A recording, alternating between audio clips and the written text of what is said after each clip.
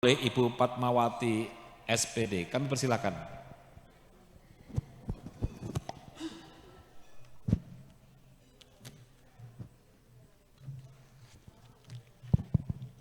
Terima kasih. Assalamualaikum warahmatullahi wabarakatuh.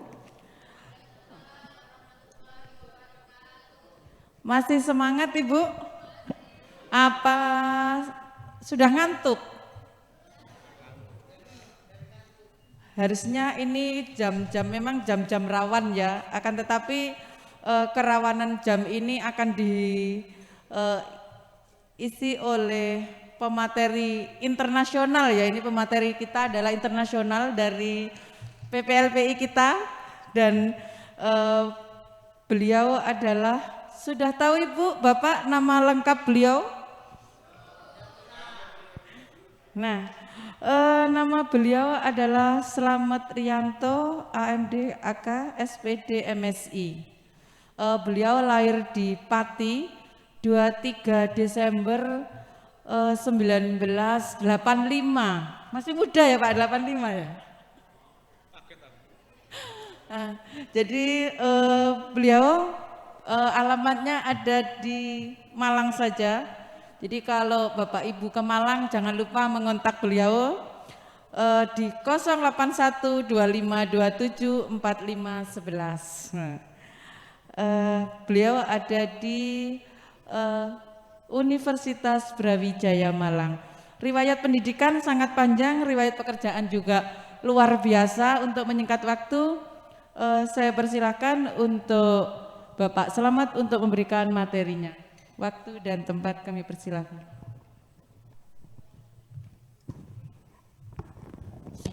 Saya turun ke bawah aja ya.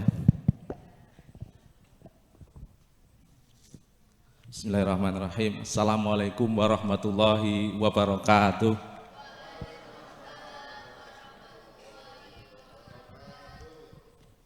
Tadi bilangnya pemateri internasional. Internal, Ibu Fat tadi keliru, internal. Jadi Betul, Pak. Produk lokal, namanya saja Slamet ya. Slamet itu pasti produk lokal. Wes wong Jawa, Jawa. Ya betul, kami dari Jawa Tengah ya, Jawa Tengah. Slamet, dan materi kita kebetulan juga tentang selamat ya. Kita hidup di dunia ini juga yang dicari apa? Selamat ya, makanya itu nanti kalau punya anak dikasih nama Selamat. Hidup selamat. Baik. Sebenarnya kita sharing saja. Saya lihat banyak figur-figur yang kayaknya lebih kompeten dari saya, tapi kita sharing. Kebetulan saya di depan untuk menyampaikan materi, nanti kita diskusi saja. Pengelolaan limbah B3. Saya teringat peristiwa di antara Bekasi dengan Jakarta, DKI ya, terkait dengan masalah sampah. Biasanya kalau Bantar Gebang itu urusannya sama sampah ya. Waktu itu kan kalau sampah dari Jakarta kirim ke Bantar Gebang itu melewati area yang katanya mengganggu kehidupan masyarakat di sekitar itu. Itu bicaranya baru sampah ya. Sampah saya kira kan dampaknya tidak sebahaya daripada B3. Itu aja heboh. Apalagi misalnya kalau Bapak Ibu misalkan tinggal di perumahan, sampahnya tidak diambil oleh Pak tukang sampah 1 minggu aja misalkan, udah rame udah ini. Pak RT diteleponi. Ini pengalaman pribadi, sering diteleponi gara-gara tadi Pak tukang sampahnya telat mengambil sampah. Nah ini kita bicara di sini adalah B3. Nanti bagaimana kompetensi daripada atau tanggung jawab daripada Bapak Ibu terkait dengan limbah B3. Itu aja. Dan insya Allah tidak banyak ternyata. Kalau dari tupoksi yang kita geluti selama ini terkait dengan B3, yang tanggung jawab kita itu ternyata tidak banyak. Nanti kita lihat, lebih banyak dari teknis loh ya, nanti kita lihat ternyata tidak banyak. Tetapi tetap harus kita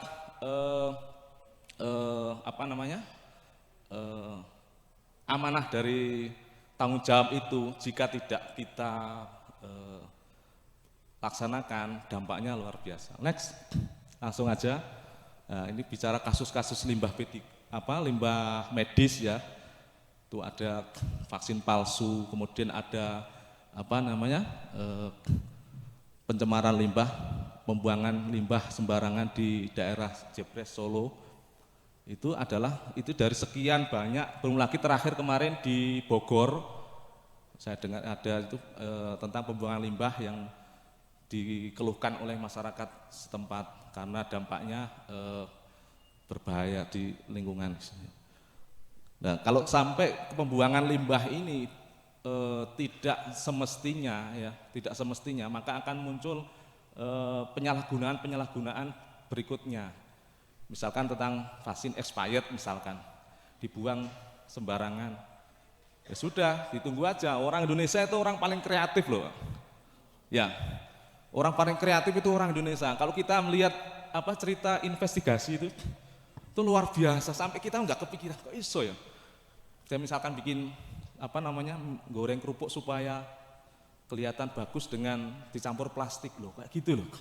Itu padahal gak sekolah, bukan profesor itu ide-ide kayak gitu. Itu berangkat dari apa? Karena kepepet. Makanya kalau kita supaya kreatifnya muncul sering memepet-mepetkan diri ya. Jadi pesannya itu, pesan sponsornya. Ya, baik, next, lanjut. Ya, seperti ini. Dampak daripada lingkungan yang tercemar oleh limbah B3. Kalau ini biasanya kalau seringkali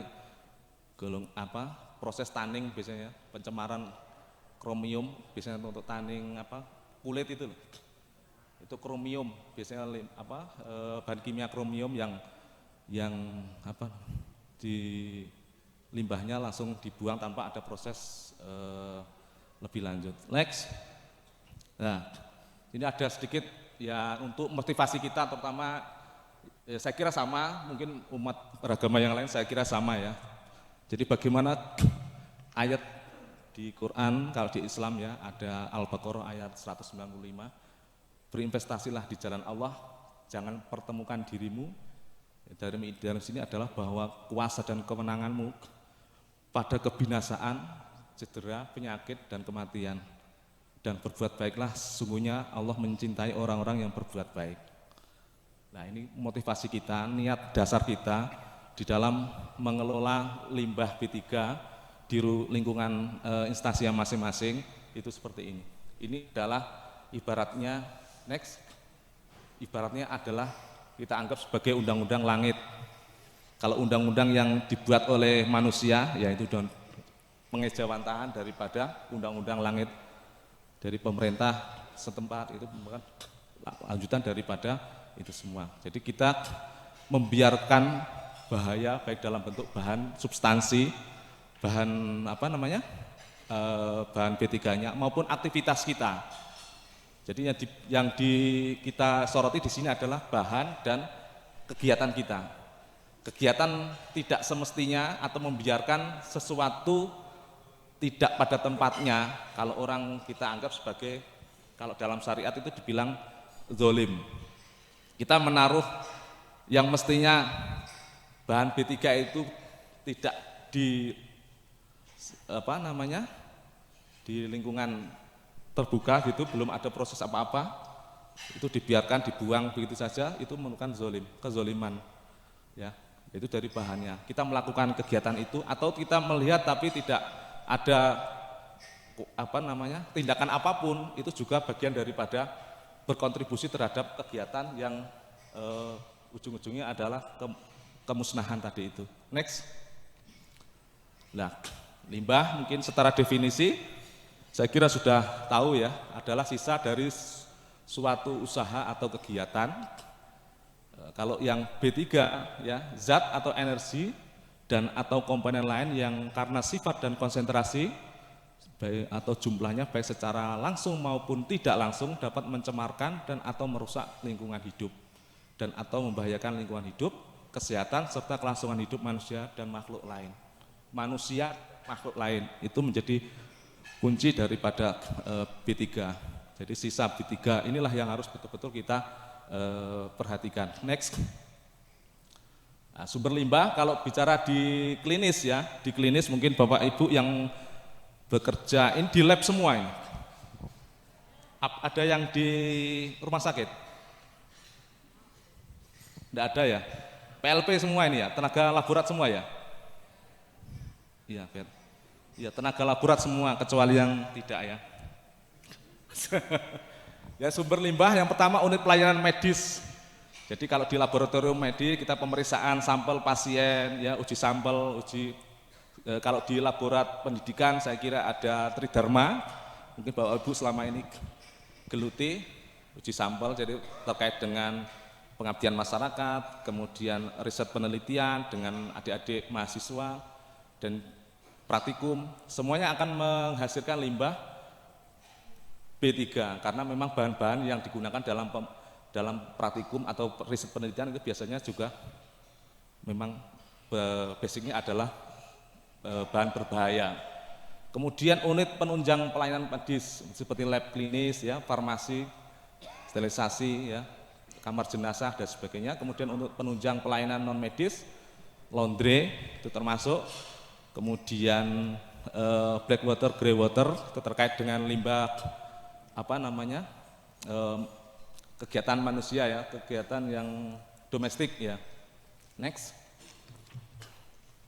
Kalau dilihat dari jenis limbah B3, kita bisa mengkategorikan ada dua, yaitu yang berdampak langsung maupun yang melalui proses akumulasi yang waktu yang cukup panjang. Kalau yang berdampak langsung kita kategorikan sebagai kategori 1, karena biasanya langsung saat itu juga ketika kita terpapar itu langsung timbul gatal-gatal, misalnya korosif ya, kemudian dampak-dampak yang lain yang saya kira secara kesehatan mengganggu kondisi kita. Kemudian yang tidak langsung, yang tadi saya sampaikan itu biasanya karsinogenik, ya, pemicu kanker itu biasanya kan tidak saat kita terpapar saat itu langsung kan tidak. Kita kerja terutama biasanya yang kerja di lab-lab biomol itu bahannya rata-rata karsinogenik. Kok jauh-jauh ya? Saya kira karsinogenik itu kita makan bakar-bakaran itu termasuk karsinogenik sebenarnya. Tapi kita tidak sadar, tahunya kalau yang bahan yang di lab itu aja yang karsinogenik. Makanya jangan sering-sering makan yang bakar-bakaran itu ya. Mentah-mentahan aja ya. Next. Ya, menurut peraturan pemerintah nomor 22 tahun 2021 tentang daftar limbah B3, mungkin ada bahan kimia kedaluarsa, ya, kemudian ada buangan biologikal infeksius, mungkin yang kerja di laboratorium mikrobiologi seperti saya, alhamdulillah mulai awal di Brawijaya bekerja di laboratorium mikrobiologi FKUB. Itu kita seringkali menggunakan bakteri-bakteri patogen, kemudian hewan-hewan coba yang kita injeksi dengan bakteri patogen, kemudian kita berikan terapi seperti itu. Jadi hewan cobanya kita sakiti dulu, kemudian kita kasih obat seperti itu. Nah itu limbahnya, nah itu tentu kita pikirkan limbahnya. Bagaimana pasca daripada proses kegiatan-kegiatan semacam itu yang perlu kita pikirkan. Kemudian penelitian, riset, oke. Kemudian buangan yang mudah terbakar, pelarut seperti benzen, toluen, alkohol, aseton. Nah itu bahan-bahan kimia yang sifatnya flammable misalkan ya. Kemudian bahan mudah meledak, amonium nitrat dan sebagainya. Next. Kemudian yang bersifat korosif, jenis bahan-bahan yang dengan pH yang ekstrim, ya mungkin mulai dari asam banget ya, mungkin sekitar 2, kurang dari 2 sampai basah banget. Jadi ekstrim terlalu asam atau terlalu basah, itu juga menjadi bahan yang berbahaya. Kemudian buangan pengoksida, pleurorat, peroksida. Nah ini terkait biasanya kalau kita ingat pas saat kita pandemi kemarin itu terkait dengan produk home industri disinfektan. Mungkin Bapak Ibu di tempat di lingkungannya kemarin itu pada saat gencar-gencar rame-ramenya pandemi itu kan banyak sekali orang-orang yang cukup karena teknologi ya, informasi ya. Saya pengen membuat disinfektan sendiri, googling. Menurut WHO, oh ini resepnya. Tuku bahannya dadi didol. Seperti itu. Itu kadang-kadang tidak melihat standarisasi. Tidak, kan kontrolnya kan susah itu. Karena home industri yang dalam rangka mencari isi perut. Ya, dia membuat produk-produk disinfektan yang tak terstandar, ya, tak standar. Barangkali justru bisa jadi ada bahan-bahan yang tidak semestinya secara dosis tidak sesuai seperti itu, sehingga ini berbahaya. Kalau di lingkungan mungkin standar Depkes atau SNI ya, Kemenkes lah. Kalau di badan internasional biasanya ini apa namanya EPA ya, EPA. Kemudian pestisida ini terkait dengan kegiatan di pertanian, dan kalau untuk buangan radioaktif bisa jadi dari bagian daripada limbah P3. Next. Nah, permasalahan pengelolaan limbah di fasilitas pelayanan kesehatan itu sekompleks ini, ya, mulai dari masalah pengelolaan limbah tidak sesuai dengan aturan, ya, masih sedikit yang sesuai dengan aturan maksudnya.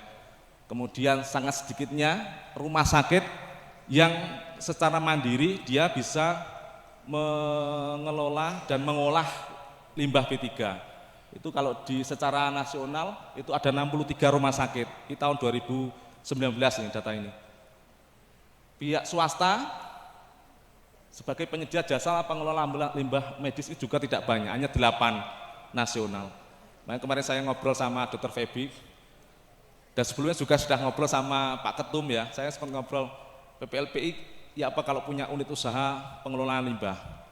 Ini kan termasuk belum ada, belum banyak gitu loh. Jadi kalau kita biasanya kalau yang nyari usaha-usaha itu kan yang kompetitornya sedikit ya biasanya ya. Kita itu kan nggak terlalu pede kalau apa namanya bisnis kompetitornya banyak itu kan nggak pede. Nah, kita kasih solusi. Mungkin Bapak Ibu yang punya warisan banyak barangkali, iya warisannya itu dipakai aja, warisan dari orang tua atau dari mertua untuk ini buka usaha ini. Saya kira 1-2 tahun balik modal, Bu. Insya Allah. Kemarin saya ngobrol sama Dr. Feby, hitung-hitung BEP-nya nanti kalau tertarik, monggo nanti kita join. Waduh. Kenapa? Ya nanti kita ada, desain ada, siap ada nanti. Sepenting itu tadi, investasinya, investornya. Ya. Kita nanti masuk wilayah yang swasta itu ya, yang 8 itu supaya tidak 8 bisa jadi lebih banyak lagi. Kemudian banyak munculnya kasus hukum karena tadi pembuangan limbah sembarangan itu tadi kan akhirnya ujung-ujungnya ada ke ranah hukum. Kemudian kepedulian pimpinan terkait dengan pengelolaan limbah. Nah, saya tanya biasanya Bapak Ibu ini kalau izin ikut K3 biasanya pimpinannya gimana? Pimpinannya wis melok, saiki melok meneh, kan biasanya gitu ya. Kan sudah pernah tuh kamu, nah, kayak gitu. Padahal kan K3 ini selalu harus di-upgrade ya. Jadi selalu harus, jadi tidak masalah, tiap tahun jenengan Bapak Ibu ikut K3 itu enggak masalah, lebih bagus. Karena di situ nanti banyak sekali informasi yang perubahan informasi, regulasi dan sebagainya yang barangkali setiap tahun berubah gitu. Sehingga harus selalu di-refresh terus gitu. Maka nanti kalau jenengan minta SPPD ke pimpinan kok jawabannya kemarin sudah, dijawab aja ini bahwasanya demi peningkatan harus di-upgrade keilmuannya, harus refreshing, besok 1 refreshingnya ya, refresh keilmuan gitu ya. Kemudian dukungan pengelolaan limbah terhadap akreditisasi belum maksimal. Ini ada data ya, data pantauan terhadap kegiatan pengelolaan limbah. Kemudian regulasi terkait pengelolaan limbah belum implementatif. Jadi masih sebatas wacana, masih sebatas angan-angan seperti itu, belum sampai ke wujudnya apa? Itu loh. 63 ini loh, kan sedikit sekali. Kemudian ketidakseimbangan antara timbulan dan kapasitas. Nanti kita lihat next, sehingga dianggap darurat. Nah, kita lihat ya, timbulannya itu yang grafik yang biru itu ya. Kemudian kapasitasnya itu yang orange itu. Termasuk yang 3 besar, Jawa Barat, Jawa Tengah, dan Jawa Timur. Ini kayak pemenang PON aja kan, biasanya yang pekan olahraga itu yang mendominasinya 3 ini, Jawa Barat, Jawa Tengah, Jawa Timur. Sama DKI ini nggak tahu, DKI nggak terlalu tinggi, karena memang biasanya kegiatan limbah B3 ini biasanya yang di daerah-daerah pinggiran. Kalau di kota-kota besar kan nggak ada ya, sehingga DKI saya kira kalah dengan Sumatera Utara ya dalam hal produksi limbah B3. Next. Nah, ini sebaran daripada peta sebaran kapasitas pengelola limbah medis, ya, itu ada, iki apa sih? Tulisannya 10, jumlahnya 8. Ya, intinya itu. Jadi sekitar 8 ya, baru 8. Dan masing-masing ada kapasitas timbulan limbahnya. Next. Nah, ini rumah sakit yang mempunyai insinerator sebagai pengolah limbah itu ada bulan Oktober 2018 yang tadi saya sampaikan itu ada 63. Secara nasional kita anggap sangat sedikit sekali, maka kita dianggap sebagai darurat limbah sebenarnya. Next. Nah, ini regulasi yang mungkin sekedar tahu saja Bapak Ibu ya, karena ini wilayahnya kebijakan. Jadi mungkin sebenarnya pimpinan. Ya mudah-mudahan nanti di antara kita ini 10 tahun lagi jadi direktur atau jadi bos, jadi sudah tahu regulasinya ya, terkait dengan pemanfaatan limbah B3, kemudian pengolahan limbah di pelabuhan, kemudian tata cara perizinan. Nah, ini nanti ada tata cara perizinan, kita membuat badan usaha bergerak di bidang pengelolaan limbah, seperti itu. Kemudian terkait dengan norma standar, prosedur dan kriteria pengolahan limbah menurut pemerintah ya, Menteri Lingkungan Hidup tahun 2009. Kemudian terkait dengan pengolahan limbah B3 tahun 2014. Itu semuanya regulasi ini sebagai dasar pijakan dalam kita beraktivitas yang terkait dengan limbah. Next, B3. Sama ya, jadi ini regulasinya tadi pada level nasional, ini pada level tingkat wilayah provinsi dan kota kabupaten. Mana hak dan tanggung jawab dari wilayah pusat maupun daerah, itu ada tercantum di dalam permen. Next. Nah, ini Bapak Ibu, jadi ternyata kegiatan pengelolaan limbah itu ternyata diklasifikasi menjadi 6. Pengurangan, nah ini yang tidak disukai oleh ibu-ibu biasanya. Pengurangan itu sesuatu yang remunerasi dikurangi, nah itu gaji dikurangi, pokoknya bayarannya dari suami dikurangi, ya ini sesuatu yang tidak menyenangkan ini, pengurangan ini. Kemudian penyimpanan, pengangkutan, pemanfaatan, pengolahan dan penimbunan. Nah ini.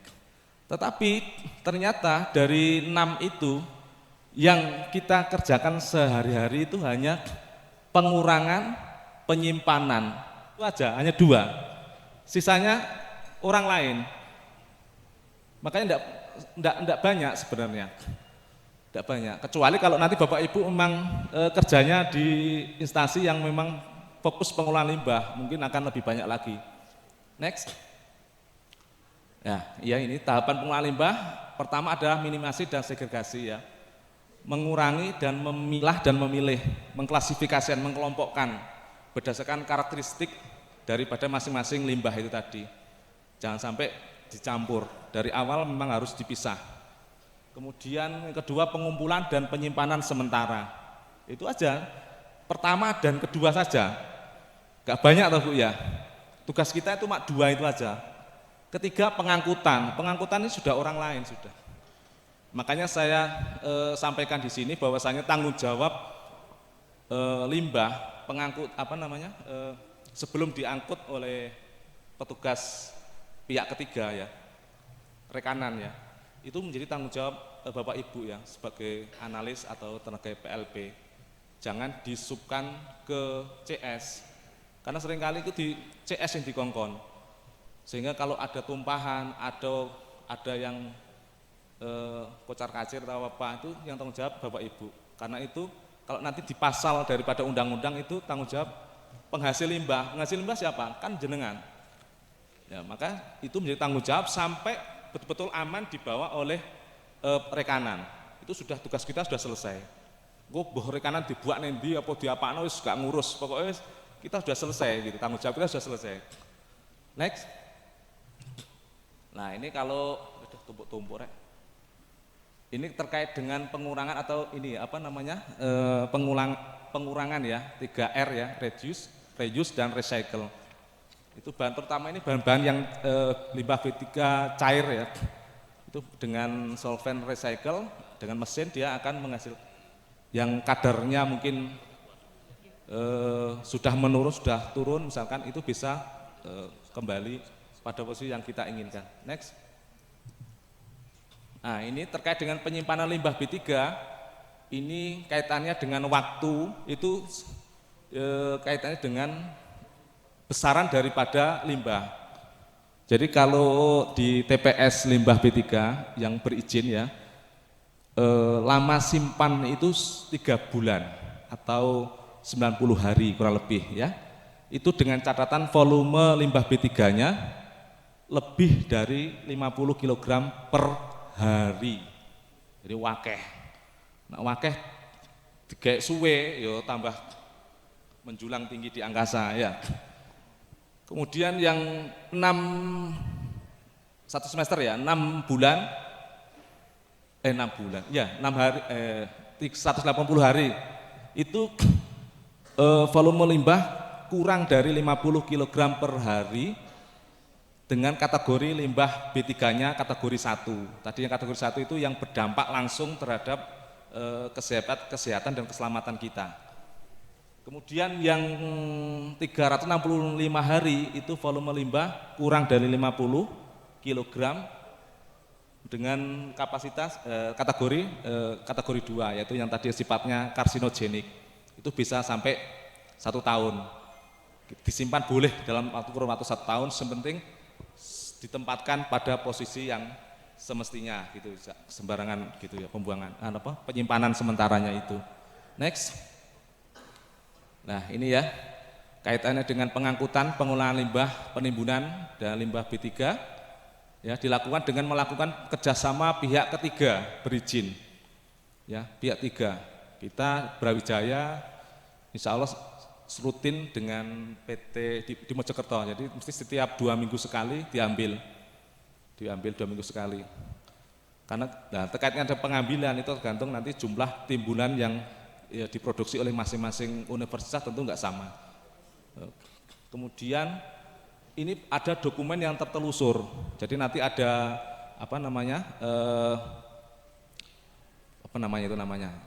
berita acara, semacam berita acara gitu ya, yang berlapis 6 kalau salah nanti itu.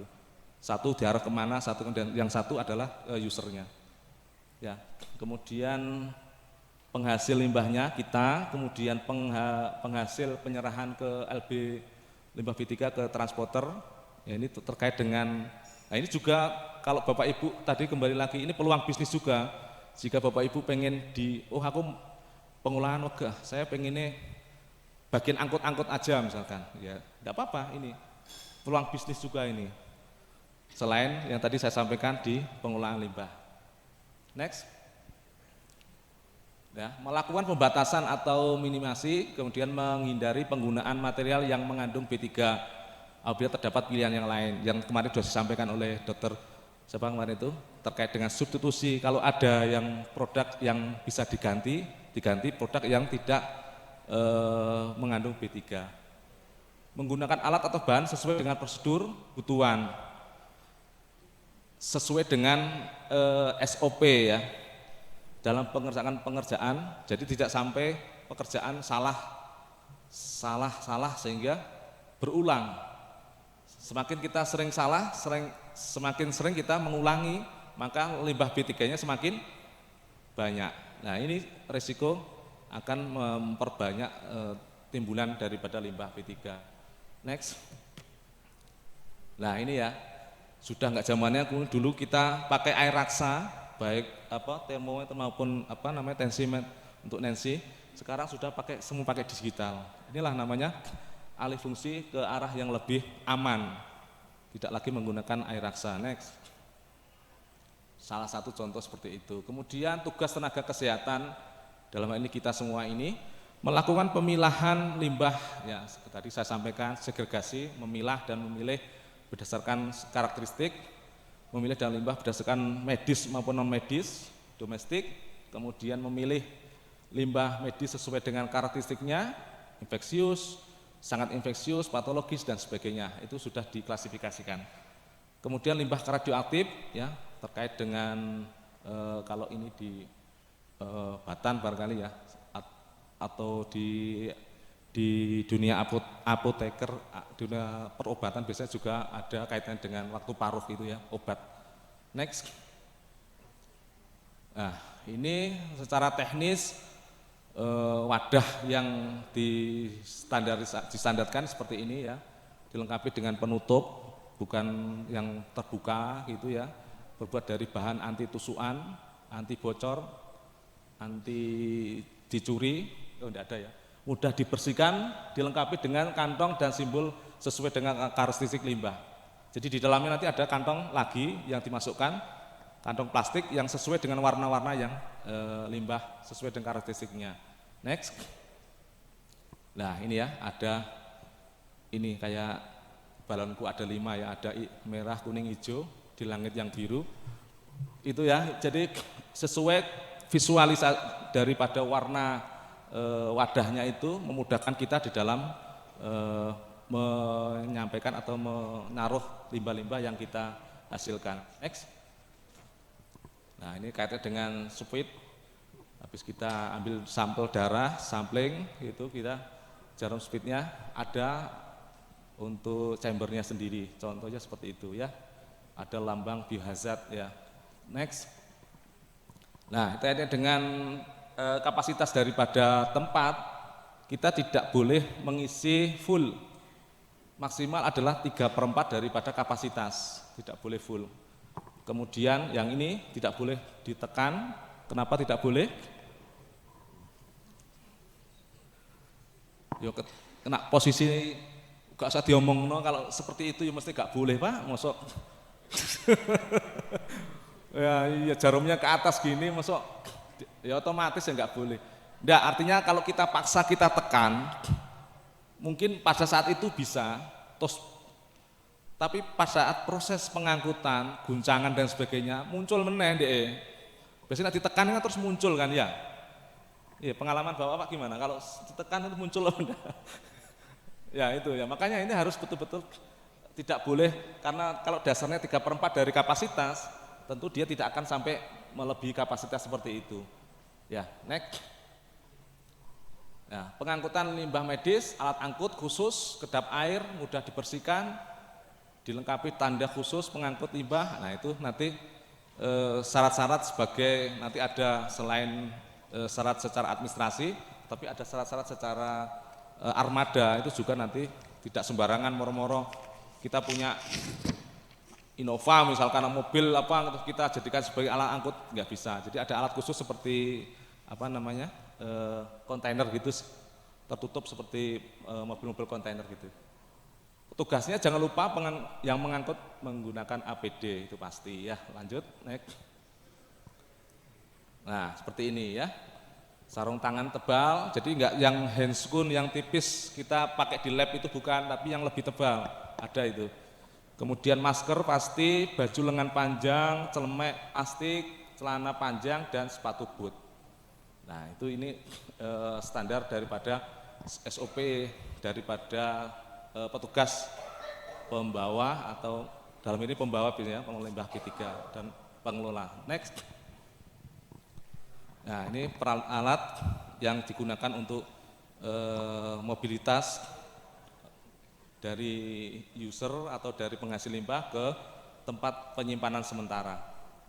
dia harus ada roda sehingga mobilitasnya bisa lebih cepat, kemudian lebih ada rangka yang tidak sampai tumpah, ya, dari plastik yang tertutup rapat, jadi drum-drum yang tertutup rapat sehingga aman ketika proses daripada produk limbah B3 ini selama pengangkutan ke lokasi penyimpanan. Next.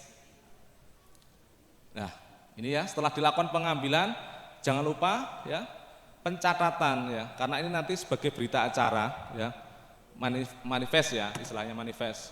Di situ nanti pemilahan berdasarkan klasifikasinya itu juga penimbangan, jangan lupa, karena penimbangan terkait apa kira-kira?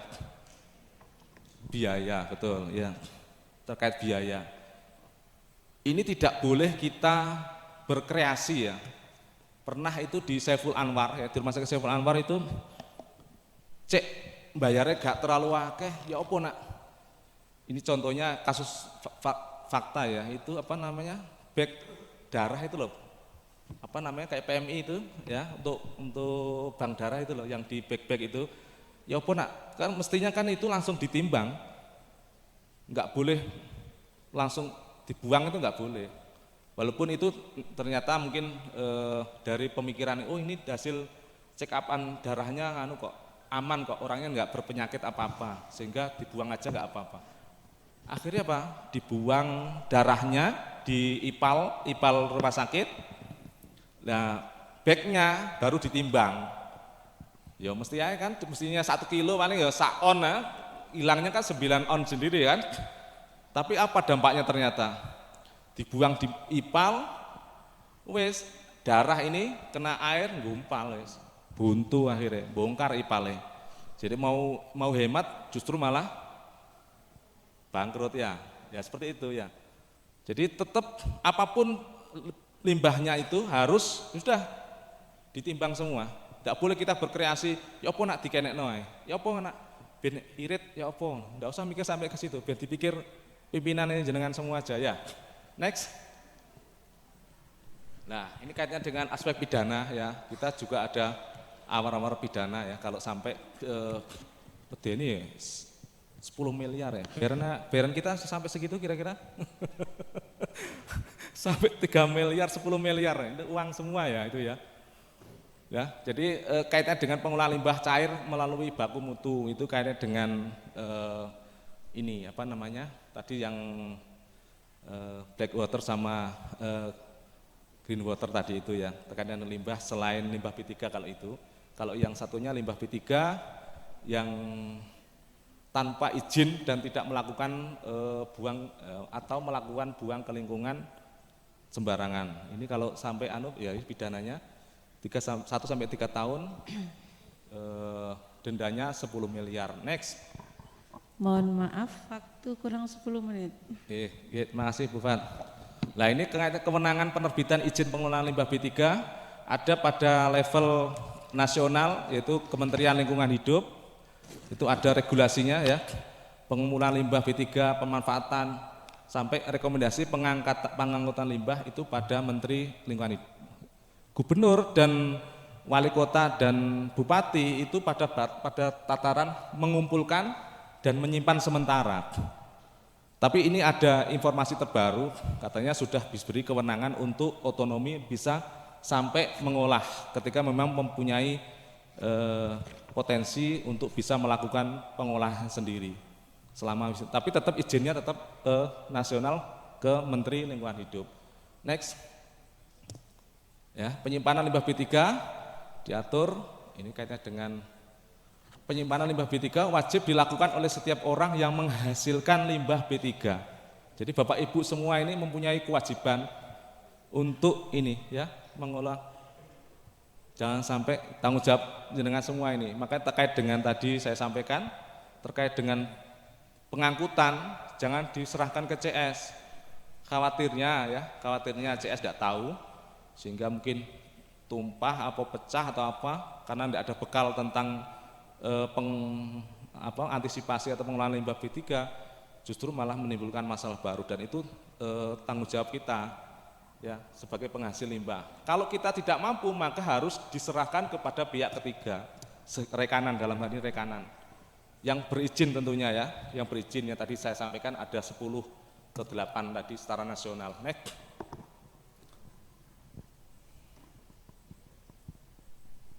Ya, ini syarat tempat penyimpanan, daerah bebas banjir sesuai dengan jumlah dan kapasitas B3, artinya kalau semakin banyak yang dihasilkan, limbahnya ya tentu areanya semakin luas, jadi menyesuaikan dengan kapasitas.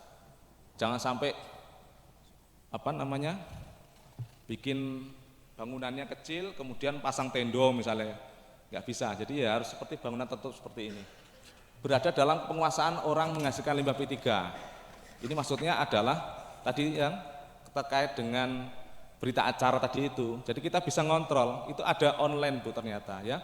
Bisa dilihat secara online bahwasanya kiriman kita itu seberapa, itu bisa dikontrol melalui online. Kalau kita memang termasuk MOU dengan pihak ketiga itu nanti bisa kita kontrol nanti secara online. Terdapat peralatan penanggulangan keadaan ya ini seperti APAR ya, untuk pemadam kebakarannya, terlindung dari hujan dan sinar matahari, dan terdapat penerangan ventilasi, dan terakhir drainasi bak penampungan. Next.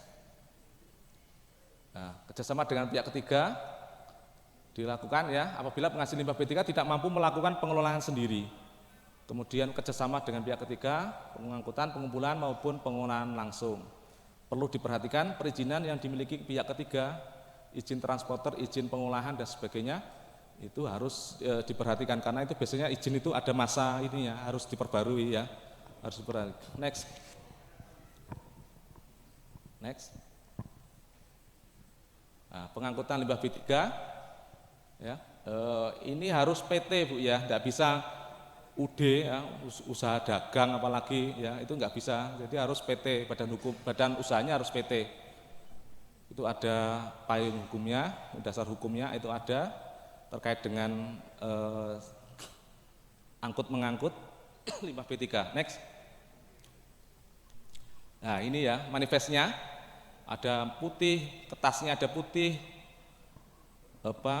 kuning ya, hijau dan sebagainya, itu nanti sasarannya diserahkan kepada siapa. Ini tujuannya supaya saling ngontrol ya, jadi manifest ini supaya saling mengontrol bahwasanya memang sesuai. Jadi nanti kita masuk berapa, kemudian diolah tinggal berapa kan gitu. Jadi tidak ada penyelewengan di sana. Selain nanti kita bisa kontrol secara online. Next.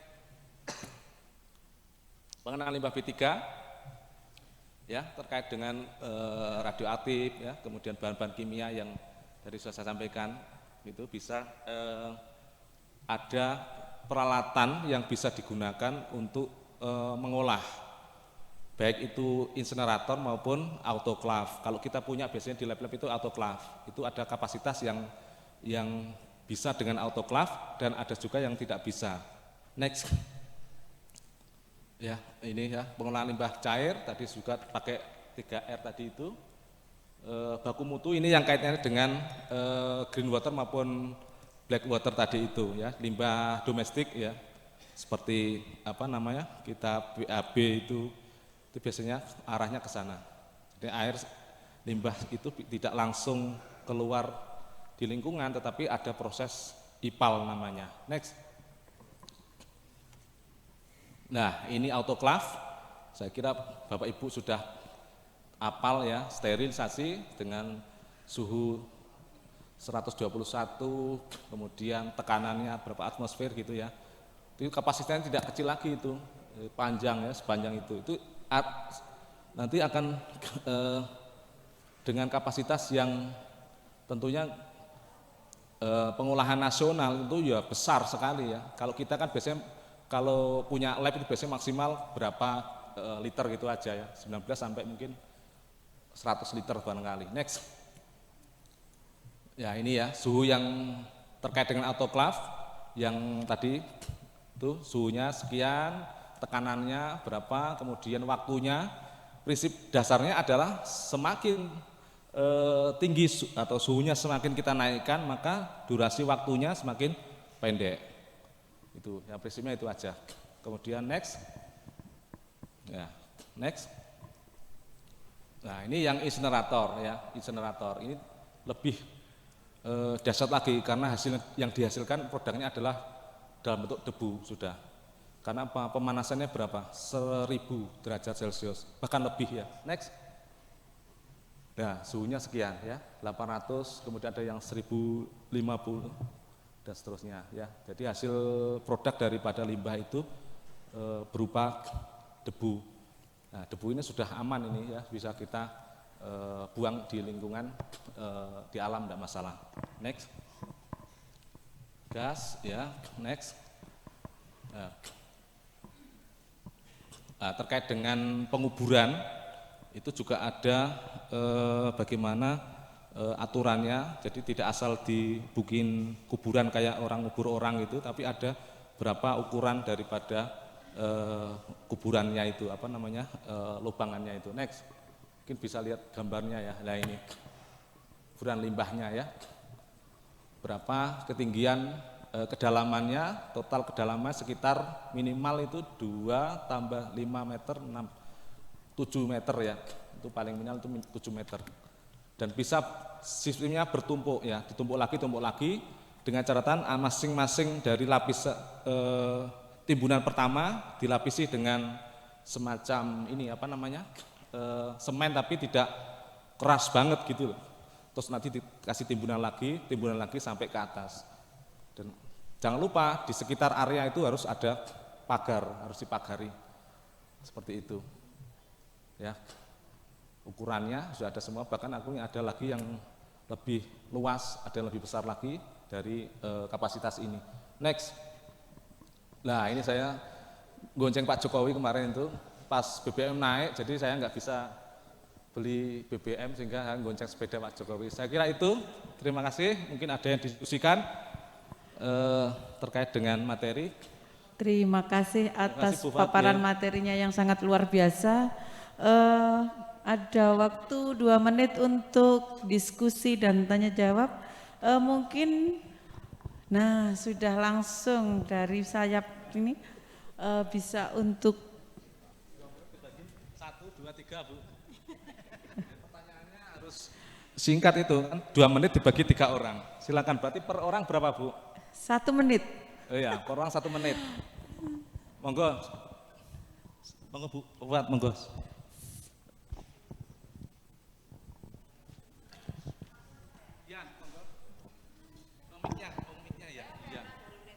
Mau nyanyi ini ya Bu ya? Oh tak kira nyanyi. Soalnya dari kemarin tidak ada yang nyanyi ya. Ada ice breakingnya. Ada ice breaking. Oh nah ini masukkan nanti. Biar nggak ngantuk harus ada ice breakingnya. Kan begini. Tanya Mas ya. Alhamdulillah, saya Vera dari UNESA. Alhamdulillah jurusan kimia sekarang itu untuk hasil limbah dari praktikum anak-anak itu sekarang kita sudah join sama rekanan namanya PT Arah Environmental Indonesia. Nah sekarang saya mau tanyakan caranya untuk menyimpan hasil anak-anak, kan selama ini yang saya simpan itu saya lakukan sekarang Mas ya, itu saya simpan dalam itu apa, jerigen biasa. Apa sudah benar? Kedua, nah itu apa ada umurnya? Kan saya tanyakan sama Bu Kala, Bu ini tuh sudah penuh, terus piye Bu? Aku ngomong, apa nunggu penuh langsung angkut atau nunggu sampai semester maksudnya per semester? Baiknya gimana? Terus ini ada tadi ada masukan dari, kan saya pernah ke sini ada pratikum. Teman saya yang jaga kelas saya bilang gini, Mbak, limbahnya lu Mbak, kok mambu Mbak? Ya iyalah Dek, tak jawab gitu. Maksudnya ada limbah gak bau, aku gitu. Barusan WA tadi. Bagaimana Mas? Minta masukannya. Makasih. Terima kasih. Ya, baik. Dijawab atau gimana Bu? Atau nanti? langsung dijawab. Atau nanti habis lebaran aja? Habis lebaran nanti limbahnya tambah mambu nanti. Ya, baik. Dari UNESA Bu Sinten? Vera. Ngomongnya ono piye-piye, nah aku malah eling aku. Dari Jawa Tengah gitu, piye-piye. Surabaya kok piye-piye? Ya rek. Ya apa ngono? Ya. Iki gak Nyurabayani iki. Apa mergo ning Malang dadi kan ning Arema kan rada sama. Tapi untuk hari ini enggak ya, kita nggih. Apa pertanyaannya mau ya? Ya, terkait dengan penyimpanan sementara, penampungan sementara, itu kan kita sudah ada MOU dengan pihak rekanan. Itu ada namanya kapasitas. Jadi kira-kira produksinya limbah ini per harinya berapa, itu sudah terukur, Bu. Sehingga wadahnya pun disiapkan sudah menyesuaikan dengan kapasitas gitu. Itu satu ya. Ya, paham nggih. Satu itu ya. Kemudian wadahnya ya jerigen, terutama jerigen. Selama ini kita memakai jerigen. Jerigen yang tapi yang tebel ya, yang kita punya biasanya dari standar saja itu tebal. Tidak yang tebal. Kemudian kapasitas tadi sudah, ketebalan daripada jerigen tadi itu sudah, waktunya ya. Waktunya itu makanya ada MOU-nya di situ. Nanti misalkan ada pergeseran, ternyata dari kian hari kok tambah banyak, ya nanti disampaikan aja. Yang mestinya 2 minggu, kok sudah 1 minggu kok sudah full misalkan. Dan itu berlanjut terus, bukan insidental ya. Kok terus lebih dari MOU yang ada, sehingga akan dirubah, jadwal pengambilannya akan berubah. Jadi sana akan menyesuaikan, bukan ibu yang menyesuaikan, ya kesel lah ibunya menyesuaikan. Ibu produksi saja, disimpan, ditaruh, lah itu MOU-nya, waktu pengambilannya itu disesuaikan dengan kapasitas. Kan juga mungkin misalkan dari jauh-jauh menggawa sak jerigen, kan juga mungkin kan. Jadi ada kapasitas pengangkutan, itu maksimal berapa. Dan itu nanti kalau memang melebihi dari waktunya mestinya bisa dipercepat karena jumlahnya besar mungkin. Nah itu dia akan ya.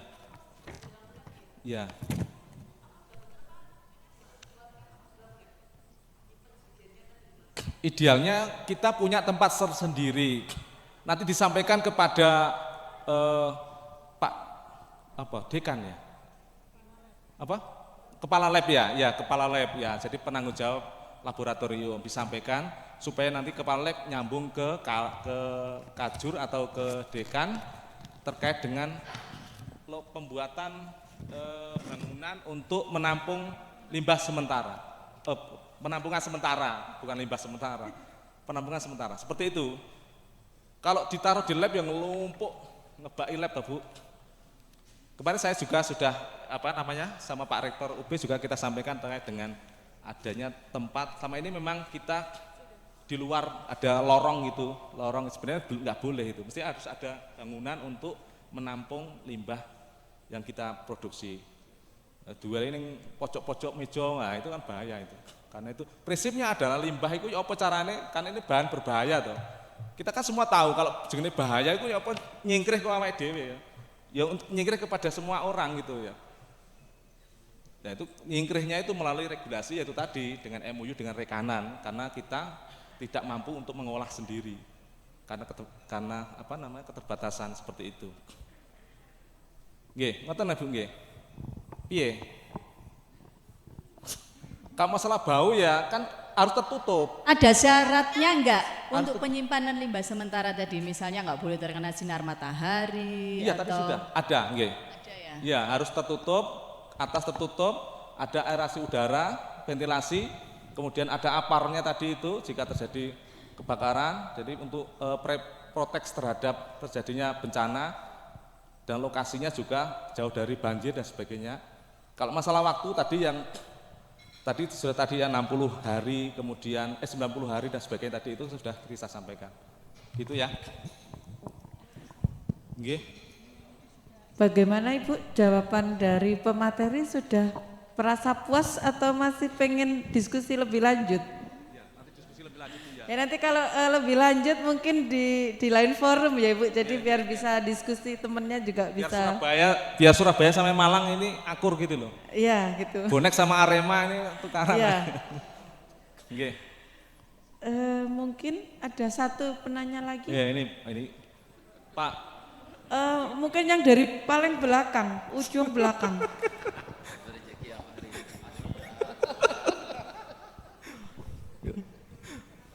Oke Bapak, selamat siang. Saya Iya, selamat siang. Adiansah dari Poltekkes Banjarmasin. Menyambung dari untuk penyimpanan limbah tadi Pak yang di jerigen kan. Selama ini kan kadang saya bertanya apa perlu dilakukan pencatatan Pak. Maksudnya kan kita masukin sisa mahasiswa praktek, bikin standar, misalkan standar NO2. Terus larutan standarnya kan banyak 1 liter tuh, sisanya berapa? Apa perlu tiap kali kita memasukkan ke jerigen itu dicatat jenis bahannya apa tanggal berapa dimasukkan ke jerigen itu apa perlu kayak gitu Pak? Terima kasih. Pak siapa? Ardiansah. Oh, sama Pak Ketua Panitia ya.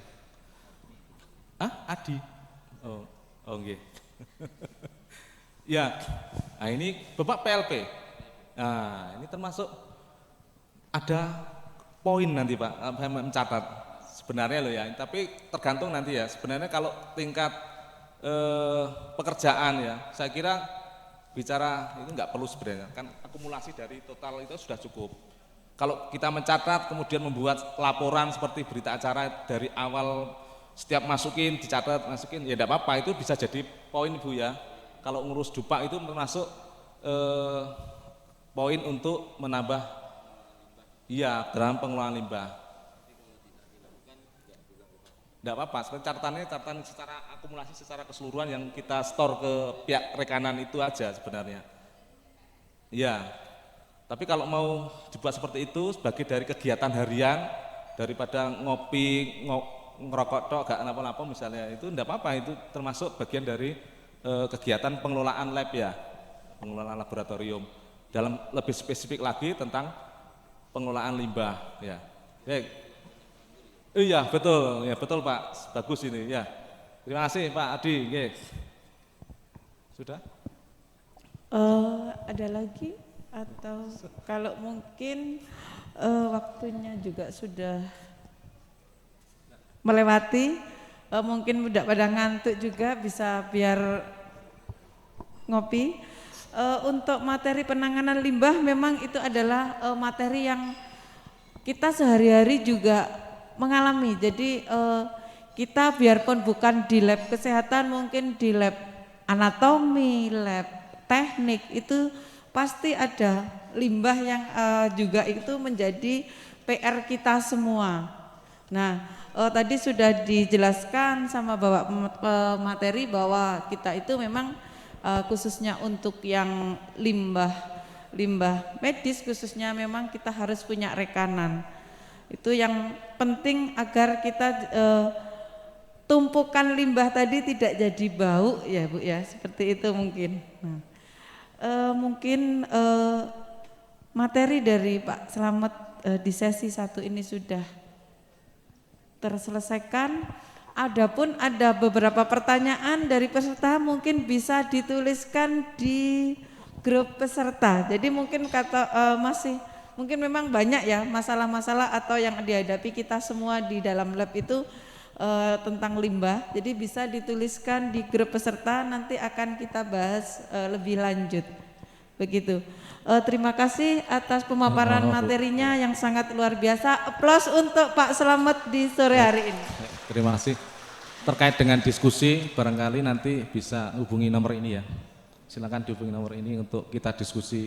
Jangan lupa tadi sudah saya sebut nomornya Bapak. Terima kasih. Jadi nomornya jangan lupa di 08125274511. Kalau ditelepon nggak diangkat, berarti dibanting HP-nya. Saya sebagai moderator di sesi ini ada kurang lebihnya saya mohon maaf. Saya akhirkan dulu. Assalamualaikum warahmatullahi wabarakatuh.